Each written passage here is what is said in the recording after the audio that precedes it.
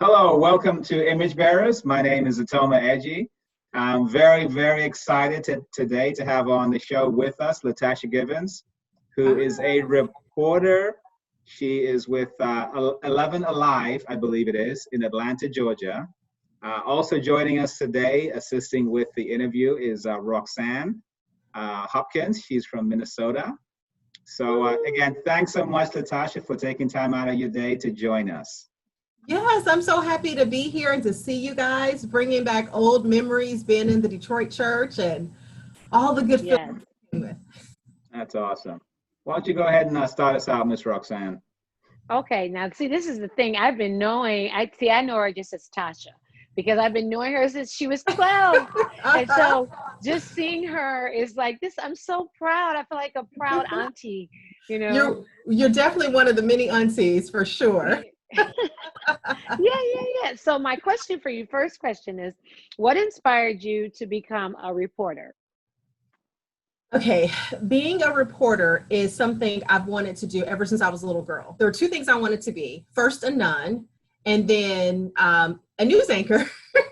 Now, I wanted to be a nun because growing up, I spent a lot of time with my grandmother. So we watched all the all the religious programming on TV. And it didn't matter, we would go from like, a Baptist church, TV service to like the Catholic mass at noon. So I just thought, I want to be a nun. They just seem so wholesome and they just love God and pray all day. What a great world, that is. And I've always felt a connection to God, even way before my mother, was baptized and things like that. So yeah, that's the nun part. And then the news anchor part came when we started to watch Oprah, and Gary and 9 o'clock in the morning. So I would love to get up and watch her with my grandmother. And then moving to Atlanta, there was Monica Pearson, who was Kaufman at the time. And I thought, oh my gosh, this beautiful chocolate woman, she looks like she could be one of my aunts. I think I want to do that. So it was like between the two. Okay. Great. A women's ministry leader or a reporter. Well, amen. And see, you kind of can do both, Yes, I've learned. Okay, now how long have you been a reporter for 11 Alive? I've been with 11 Alive for about 5 years. So it'll be 6 years in April. Okay. And I've been a journalist for almost 13 years now. Wow. 13 years. Yeah. Wow. All over the country, from Tallahassee to Oklahoma, back here. And see, that's so cool because, when you look at Oprah and her background and things and how she started and how she got where she is, it's eye-opening because, when you see a reporter, you just think that they've always been in that location and for that station. You don't realize that, okay, they've been in small and big and, and what what you go through to really be a journalist. So that's really good, a reporter. So excellent. So I know you kind of toggle between being a nun and being a reporter. Okay, so you became a reporter. And so my question to you is, what do you love most about being a reporter? Okay. I love meeting people. That's been one of the hardest parts of the pandemic, is the fact that I don't get people on a daily basis. As a reporter, in one given day, I could make best friends with a homeless person under a bridge, talk to a politician and have a very interesting interview, and then talk to a family who just lost a loved one in a house fire or drive-by shooting. And all have their own stories. None of them expected their life to go the way that it ended up when they woke up that day. And I miss interacting with people, but I love telling people stories. I love finding out the things that make them who they are. And I love advocating for people. I love when, my story is able to help someone. There have been like 5 or 6 people who had not received their unemployment checks, and I do a story and then they have their unemployment checks a few weeks later. People are unfairly kicked out of their apartment or threatened by, a landlord, and they call us and we do a story and we advocate for them and they have a better outcome. So I love that. I love the advocacy and the role that we play in the community.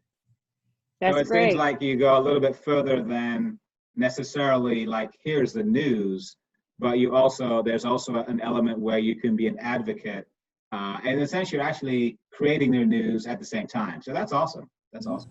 Yeah. Yeah, that's really cool. And see, you're still being a nun in a sense, because see, you're helping people. So you're getting it in there. You're getting it in. Okay, so what would you say are some of the qualities that make a person a good reporter, and what qualities make a person a good conversationalist? Like this, what you're doing right now. Like, what are the qualities? I think to be a good reporter, you have to naturally be an inquisitive person. You have to naturally care about what people are doing, thinking, why, and how. So it starts being a nosy person, and then you add other skills to it, like research and fact checking and interviewing skills. But you have to start off with just being curious about people. Okay. Now, did you get those qualities by hanging out with your grandmother and the neighborhood ladies and, hearing them talk? You know what? Let me tell you, because my grandmother, rest in heaven, she was the neighborhood lottery lady. So people would run their numbers. Yeah. So, and I was like her little sister, and I would take the money, write down, whatever number they were playing for the day. And there were always card table games in the basement. And I wasn't the kid that wanted to be outside. I would get in trouble for not playing outside. While all the other kids were playing outside, getting dirty and sweating, I was like, I want to sit right here and listen to the grown folks talk about life, love, and happiness, and what's happening with the neighbors down the street. I love like every moment of it. Right. So have you ever come across a reporter or a journalist that doesn't have that quality? That you can tell that they don't really care. Okay, great. No, you have to care. We all love information. We love finding out what's layered beneath the things that people are telling us. It's like a thing. There's certain characters I think you have to have for certain positions. Okay, great, awesome. So my question to you is, what would you say is the most important piece of reporting in your career, or one of the most important, and or episode, if you want to classify it that way? And do you have any advice for people that are aspiring reporters? Oh gosh, the first part of that is tough because there are different extremes. When I think of what some people may consider successful, I think of, the Emmy I won in Oklahoma. That was during the Moore tornado, where 6 people died, 12 of them were kids in the school. Terrible, terrible story. I won an Emmy for my team coverage with that. Very sad story. But then on the other end, Sweet Brown, ain't nobody got time for that. Yes. My news history, because I put her on air. You're the one responsible for this. Yes.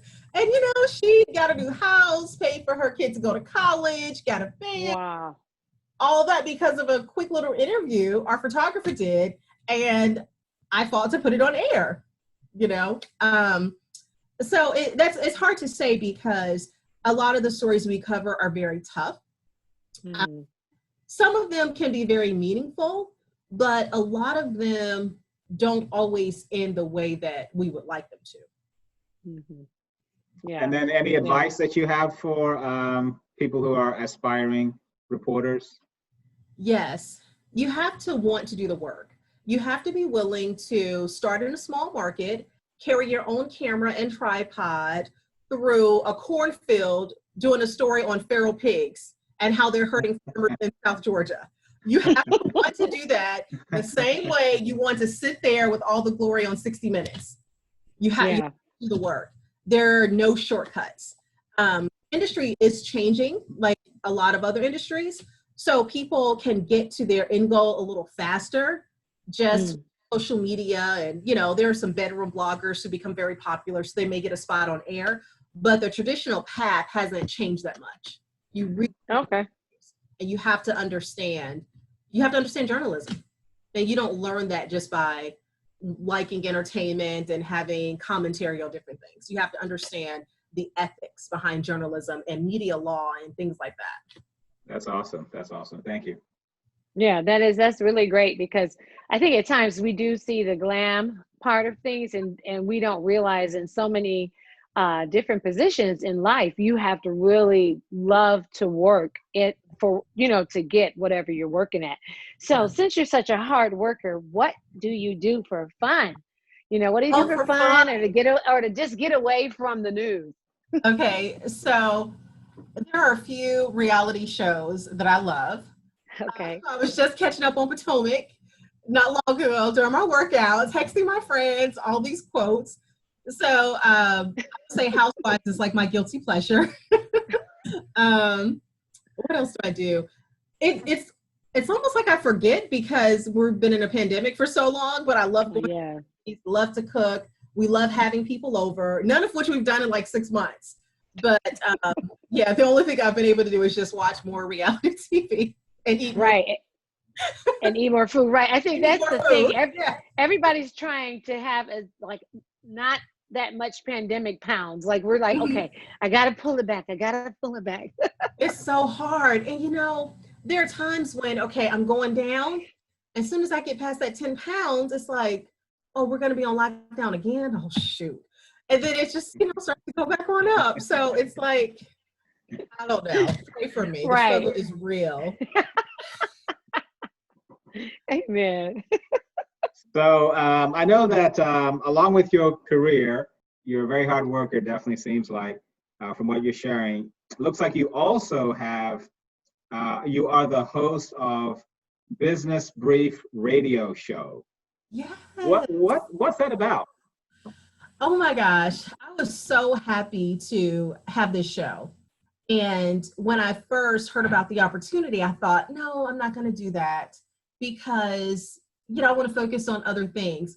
But I love radio. I always have. And I made a decision to stop saying no to opportunities that didn't necessarily fall into whatever I have on my prayer list or list of goals.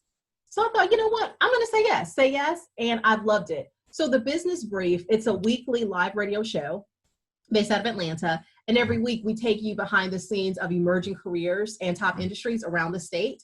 So I've had everyone on from a judge talking about the work of being a judge. I've had actresses on who are currently in movies. I've had politicians on. I had a funeral home director who talked about the whole industry of mortuary science.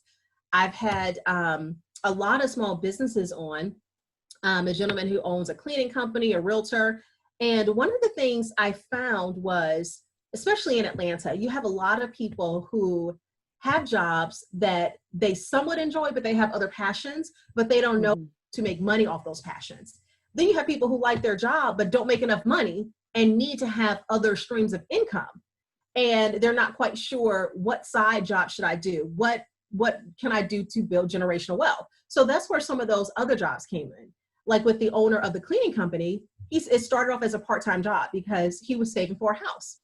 And he realized he gets so much money on the weekends. He said, you know what, let me do this, a little bit more. So he did it full time. Now he has like 7 employees and he works like 2 days a week. And he never thought that it would turn into that. He was a police officer and loved being an officer, but was not making any money. So yeah, I have the show to meet, some of those needs. I love learning about different careers. I have a clown who's coming on who's going to talk about the whole circus industry. So it's for everybody. It's always fun. We play a lot of like hip hop music in between. Oh, yeah. Great too, of course. So it's just a fun, informative show. Okay. That's One more question about Detroit. Is that okay? Yes. Turn a little bit here. So I know you lived in Detroit. We're definitely glad to have you in Detroit many years ago. What are some of your favorite memories from living in Detroit, being in the church and so forth? Okay, Sweet George Brown for sure. But I think they closed, right? Did they close? Yeah. Yes. I would say some of my best memories with the church, I would say just running around Southfield Lathrop before and after service with Joel and Katie and Carrie and Tyrus and Brianna and Sandy, my bestie for life. I miss those days, just being young and just having the whole world ahead of you, not really knowing about the world because we were in such a bubble. There's so many things I didn't know until I got to college that people were shocked that I didn't know. But we grew up in a very safe, loving, not just household, because we were around all of you guys. So I miss that. Like, those are my favorite memories, just the innocence of just being young and not really knowing what was going on with the rest of the world. That's awesome. And now you're an advocate to make sure that the world retains its innocence. So that's awesome. Yes. Yes. Well, thanks so much for coming on our show. It's been definitely a great opportunity for us to have you on. I did not actually know that you had won an Emmy for your reporting. I think you said in Oklahoma, which is awesome. Thank you. I just got nominated for 2 more. I got nominated for 2 more. Okay. Yeah, I'll find out next month. The Emmys are next month. That's awesome. That is awesome. Prayers are winning 2 more. Okay. All right. That is awesome. So again, thanks so much for taking some time to join us. And those that definitely stuck with us and watched through the end, please consider subscribing, clicking like if you enjoyed the episode for more opportunities in the future. Thanks so much. Have a great day. Thank you, guys.